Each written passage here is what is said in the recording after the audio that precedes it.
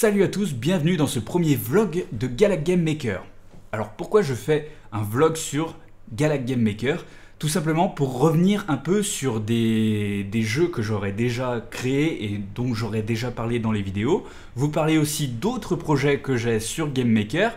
Et aussi pour dire des trucs que je ne pouvais pas dire dans les Galac Game Maker classiques qui sont plus basés sur l'humour. Ici, la vidéo sera un peu plus sérieuse, le ton sera plus sérieux. Alors, cette vidéo va se composer en 4 parties. Premièrement, je vais revenir sur Iron Runner, vous expliquer un petit peu des subtilités de programmation. En deuxième point, je vais vous parler du jeu sans titre, jeu que beaucoup d'entre vous ont vraiment envie de voir sortir, mais qui sortira certainement pas avant très longtemps. Si je le termine un jour, bien sûr. Donc je vais vous tenir au courant de comment ça avance tout ça, parce que depuis le temps que j'en ai parlé, il y en a beaucoup qui doivent se dire que le jeu est abandonné, et non, il n'est pas abandonné. Il est en cours de design en fait, je fais surtout de la map, mais j'y reviendrai un peu plus tard. Ensuite, je vous parlerai d'autres projets sur Game Maker que j'ai en cours. Et enfin, en dernier, je vous parlerai d'une annonce que j'ai à vous faire, et donc ça viendra tout à la fin. Alors, premier point, je vais vous parler de Iron Runner. Alors, les points que je voulais aborder sur Iron Runner, en fait, c'est vous expliquer quelques petites subtilités de programmation. Alors déjà, je voulais vous dire, comme je l'ai signalé dans la vidéo, donc Galac Game Maker qui en parle, le personnage ne se déplace pas lui-même sur le côté, il fait du surplace, et c'est l'animation du personnage plus le décor qui se déplace qui donne l'impression qu'il court. Mais concrètement, comment ça se passe? En fait, tout ce que j'ai dû créer, en fait, c'est sa position minimale. Donc, sa position minimale, c'est quand il est sur le sol. Sa position maximale, c'est quand il vole en l'air.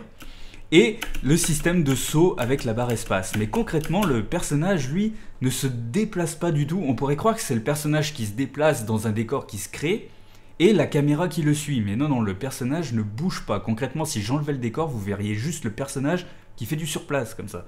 Et qui saute quand on appuie sur la touche espace. C'est exactement ce qui se passe. C'est juste ça. Donc ça, c'est pour ce qui concerne le personnage. Maintenant, pour l'autre subtilité, c'est les arbres derrière le décor. Comme vous avez sûrement remarqué, il y a un effet de profondeur qui se dégage. Les arbres qui sont devant se déplacent vite, ceux qui sont derrière se déplacent lentement.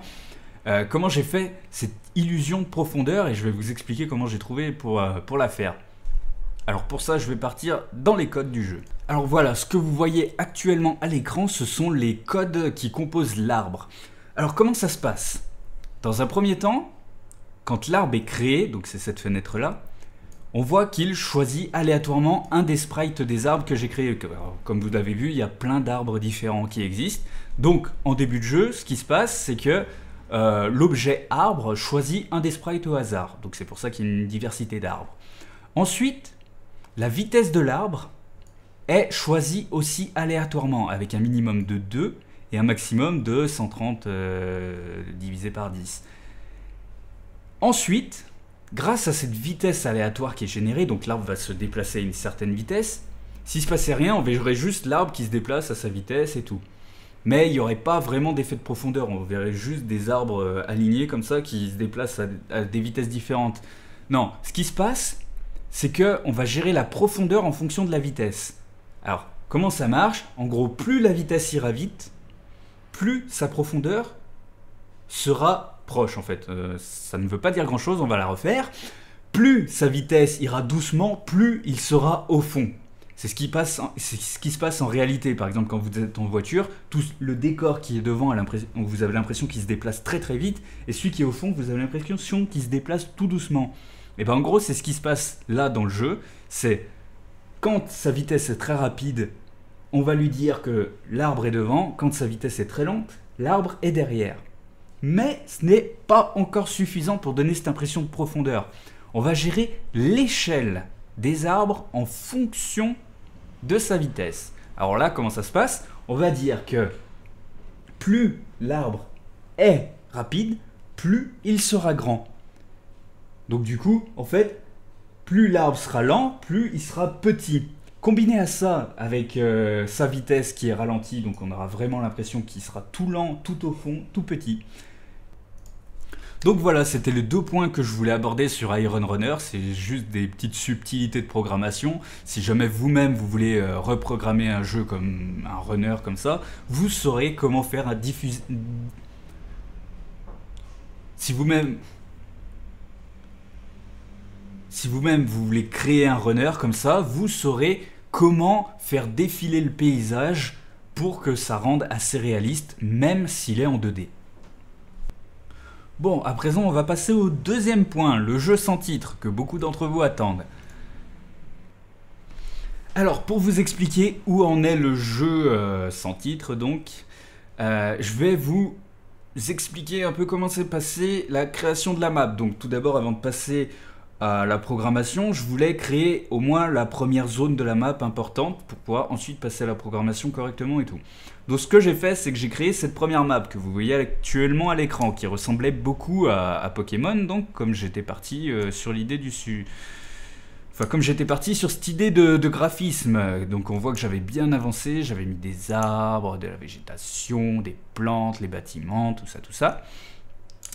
Et en fait, arrivé à ce moment de la création, je me suis dit, mais quand même, je suis vachement limité pour ce que je veux faire. Je pourrais peut-être faire un truc mieux, quoi, qui correspondrait mieux à l'ambiance du jeu.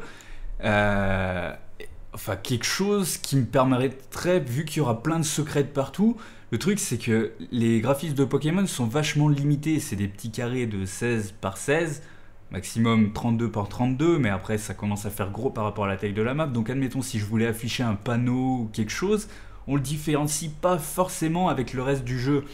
Et ça me limitait vachement, pareil, dans les déplacements du personnage, tout ça, ça créait des bugs, c'était un vrai bordel. Et je me suis dit, mais pourquoi pas partir sur des graphismes plus personnels, en fait, que j'aurais créé moi-même, vu que je veux vraiment en faire un jeu important. Et donc j'ai voulu faire à peu près les mêmes graphismes que Pokémon, mais en isométrique. Qu'est-ce que c'est l'isométrique ? C'est un peu ce que vous voyez dans les pixel art, admettons, les angles comme ça, l'effet de 3D, mais en 2D, quoi. Donc je suis parti sur des graphismes isométriques. Donc retenez bien à quoi ressemble la map actuellement là, parce que ça vous servira quand je vous montrerai la dernière partie du jeu. Alors, donc là, vous avez le jeu tel que je l'avais fait à la base.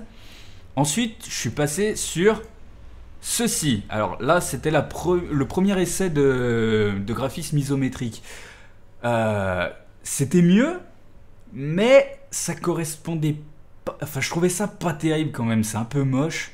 Même si certains trouvent ça beau, d'autres personnes à qui je l'ai montré, notamment à des abonnés, me disaient que c'était joli et tout, mais je trouvais que ça allait encore pas, que c'était trop approximatif. Pour la programmation, j'aurais galéré parce que c'était vraiment aléatoire, les décors, tout ça, la falaise était pas terrible, mais il y avait un début.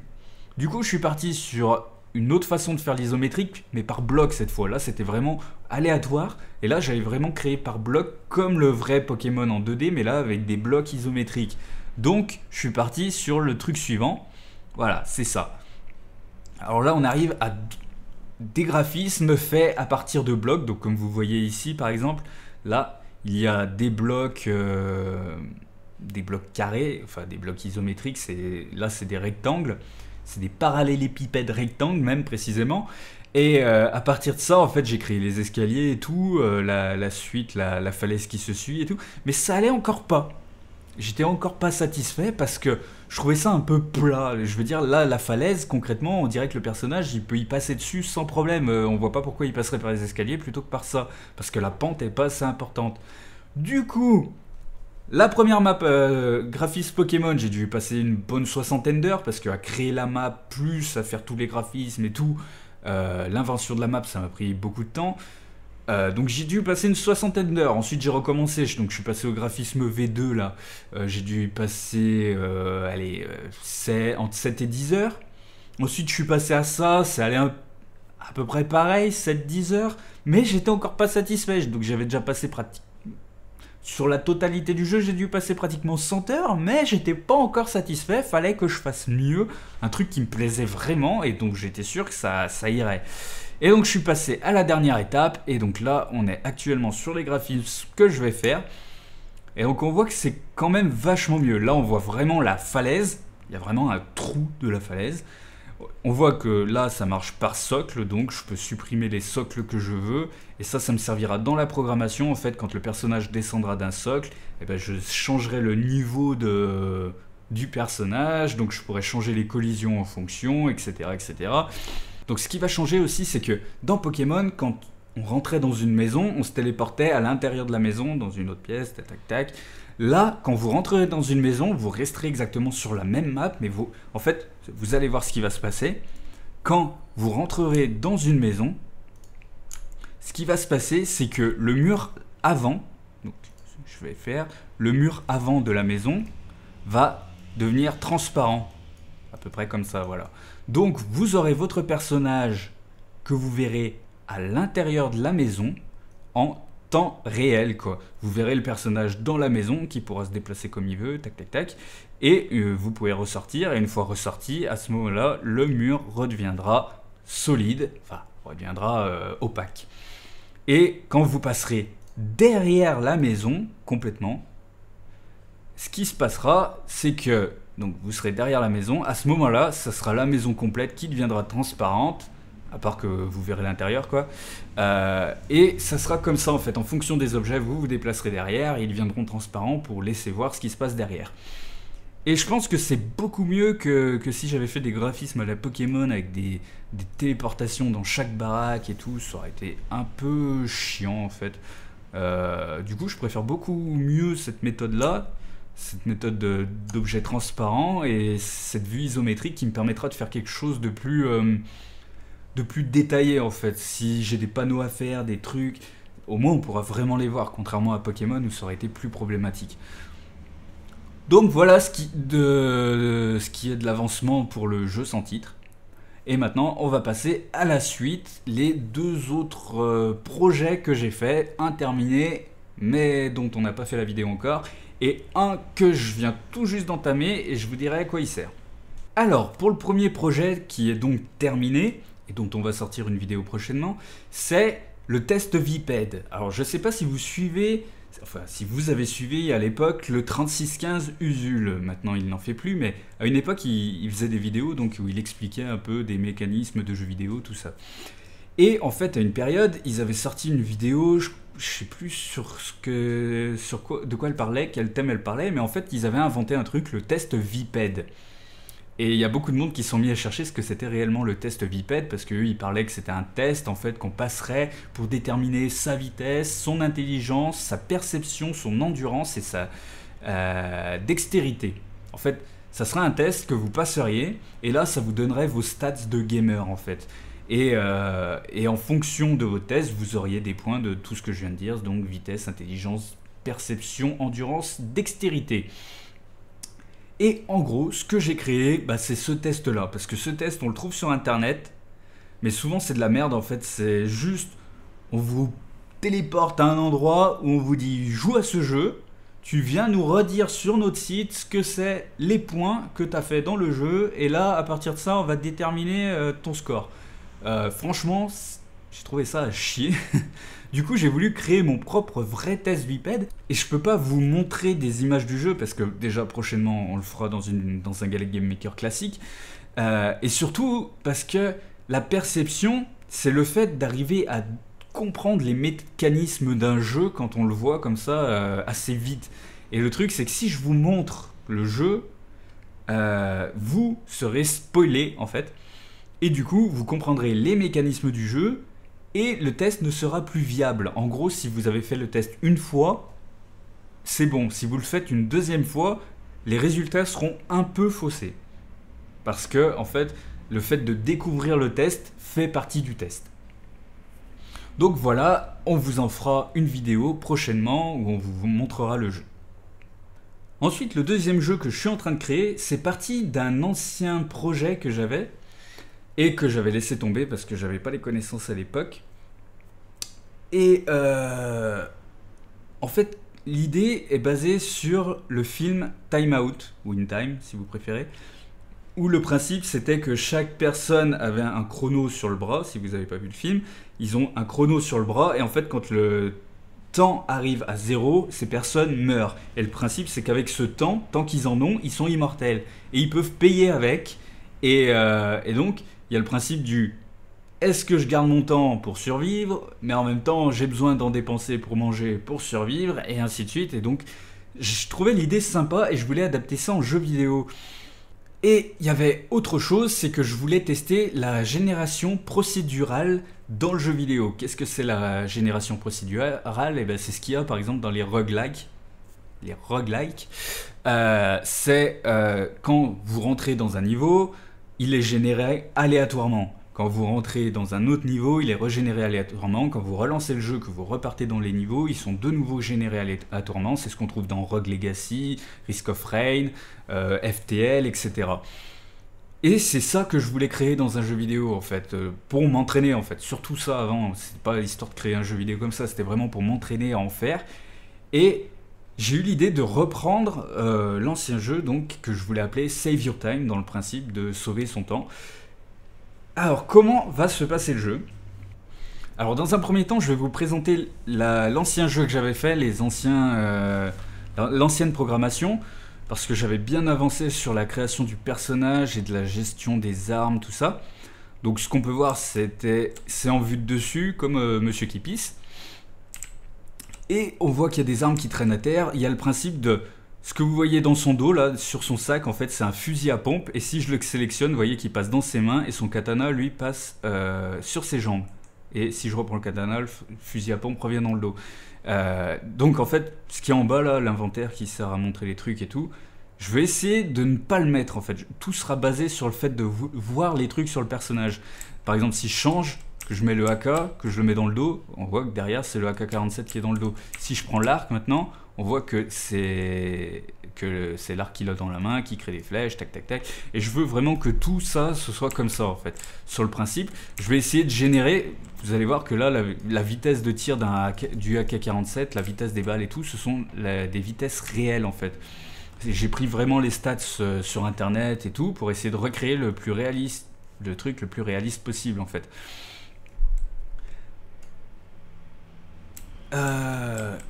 On voit par exemple le fusil à pompe qui tire des balles de dispersion. Je pense que j'y modifierais pour que ça ressemble, que ce soit un peu plus sympa. Là, c'était vraiment l'ancienne version, donc là, il y a les cadavres, ça sert juste à tester les dégâts, au fait, quand je tire dessus.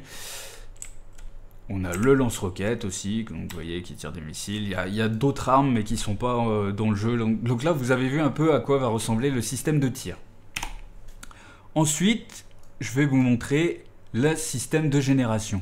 Donc voilà, là actuellement on est dans ce qui sera prochainement le menu du jeu. Pour l'instant il n'y a rien, j'ai juste appuyé sur Entrée pour rentrer dans la salle.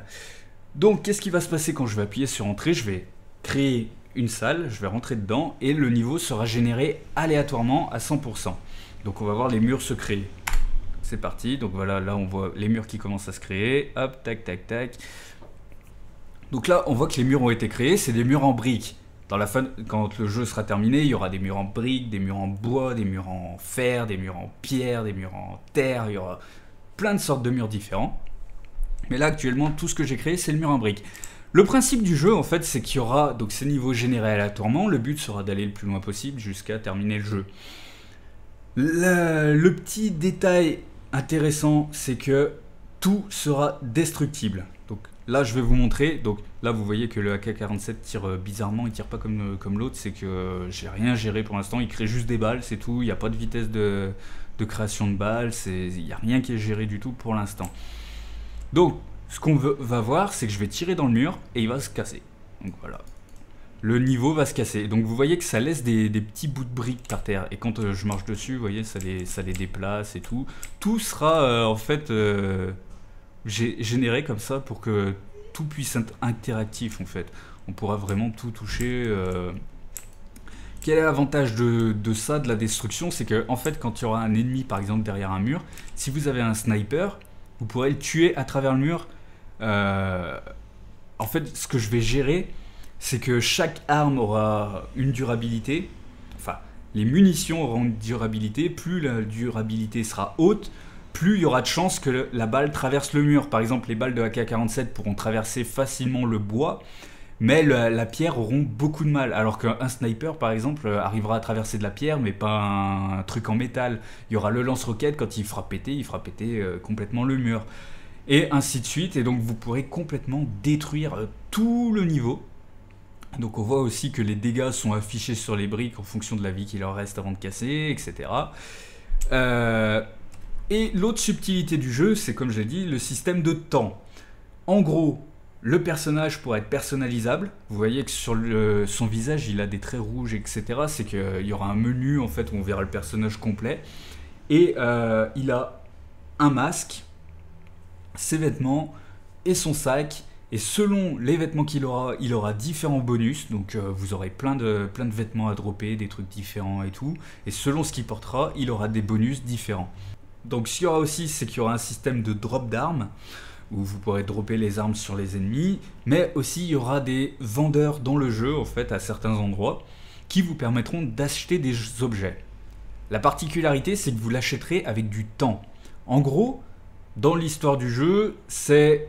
J'ai pas exactement déterminé ce que c'est, mais en gros, vous avez votre personnage qui est envoyé à un endroit avec un collier autour du cou, et quand il a plus de temps, en fait, il meurt. Quand il prend des dégâts, il perd de la vie. S'il a plus de vie, il meurt. Et donc ce principe de temps, je sais pas avec combien de temps il commencera au début, je pense selon la difficulté, par exemple en ultra difficile, vous commencerez avec 1 minute de temps, et en tuant les ennemis, en fait, vous pouvez récupérer le temps qui leur restait. Donc il y aura un système de génération aléatoire de combien de temps il leur reste, etc. Et vous récupérez sur vos ennemis du temps pour continuer la partie, en fait.